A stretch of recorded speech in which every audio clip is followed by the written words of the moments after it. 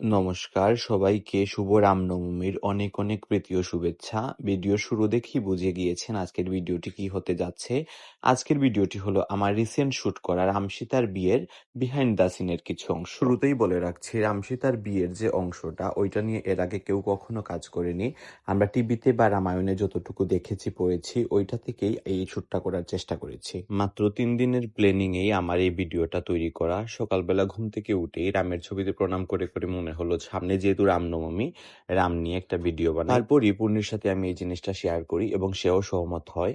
সকালবেলা মায়ের হাতে যজ্ঞবেদী বানানোর মধ্য দিয়ে আমাদের একটি ব্যস্ততম দিনের শুভ সূচনা হয়। আমি প্রথমেই ধন্যবাদ জানাচ্ছি আমার রামসীতাকে মানে দেবযানী ও স্বাক্ষরকে। তারা নিজের ঈদের ছুটিতে এত ব্যস্ততার মধ্যেও আমার কাছে ছুটে এসেছিল আমার শুট করার জন্য। আমি কৃতজ্ঞ গ্রিন ক্যানভাসের সকল মানুষের প্রতি। আমি প্রথমেই আমার এই শুটের কনসেপ্টটা শেয়ার করেছিলাম প্রীতম দার সাথে। তো দাদাই আমাকে বলেছিলেন যে রামসীতার বিয়েতে তো কুঞ্জু ব্যবহার করা হয়নি, ওনাদের রাজপ্রাসাদে বিয়ে হয়েছিল, তো আমি তোমাকে একটি রাজপ্রাসাদই বানিয়ে দিব। তারপরের যে সমস্যাটা হয়েছিল সেটা হলো রামের মুকুট নিয়ে। আমি সব কস্টিউম ম্যানেজ করলেও রামের মুকুটটা ম্যানেজ করতে পারিনি। তো দাদা সেটা নিজে কাস্টমাইজ করে আমার জন্য এক পিস বানিয়ে দিয়েছিলেন। শ্রীমঙ্গলের আরো কিছু মানুষ আছেন যারা সাহায্য না করলে হয়তো বা কখনোই আমার এই শুটগুলা পরিপূর্ণতা পেত না, যেমন Subarna store, Jyoti cosmetics, Trisandhya cosmetics, new Lakshmi store. আমি তাদের কাছে সব সময় কৃতজ্ঞ। রামসীতার বিয়ে আমাদের সমাজে নতুন একটি মেসেজ দিয়েছিল যা এর আগে আর অন্য কোনো বিয়েতে হয়নি।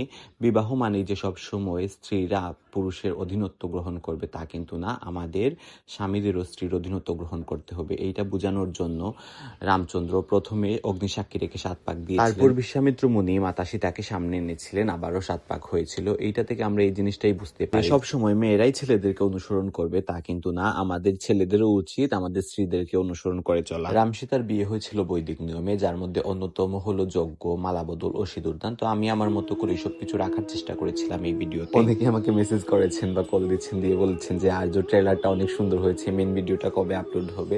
সত্যি বলতে এইটাই ছিল আমাদের মেন ভিডিও, কিন্তু আপনাদের এটা মানতেই কষ্ট হচ্ছে যে মাত্র 35 সেকেন্ডের ভিডিওর জন্য আমরা এত কষ্ট করেছি। আমি যখন ক্লাস 1-এ পড়ি তখনই বাবা কাজের জন্য বাড়ি থেকে বেরিয়ে এসেছিলেন এবং আসার সময় আমাকে একটি কথা বলে এসেছিলেন যে যখনই বিপদে পড়বে, মন খারাপ থাকবে, রাম নাম স্মরণ করবে, দেখবে তোমার সব বিপদ দূরে চলে গেছে। তখন থেকে রামের প্রতি আমার আলাদা একটা বিশ্বাস ও আস্থা কাজ করে। যে মানুষটা নিয়ে যতই প্রশংসা করি না কেন কম হয়ে যাবে, সে হলো টিম চিত্রাঙ্কনের সাগর। সাগর আসলে বুঝে গিয়েছে আর্যদা কি চায় এবং সে আমার মতো করে আমার সবগুলা ভিডিও তৈরি করে দেয়। আমি কৃতজ্ঞতা প্রকাশ করছি আমার রামসীতা শুটের অল টিম মেম্বারের প্রতি। সবসময় এভাবেই ভালোবেসে পাশে থাকবে তোমরা। আপনারাও আশীর্বাদ করবেন আমার জন্য। দেখা হবে আর্যস মেকওভারের আবারও নতুন কোনো ভিডিওতে। ততদিন সবাই ভালো থাকবেন, সুস্থ থাকবেন। নমস্কার সবাইকে।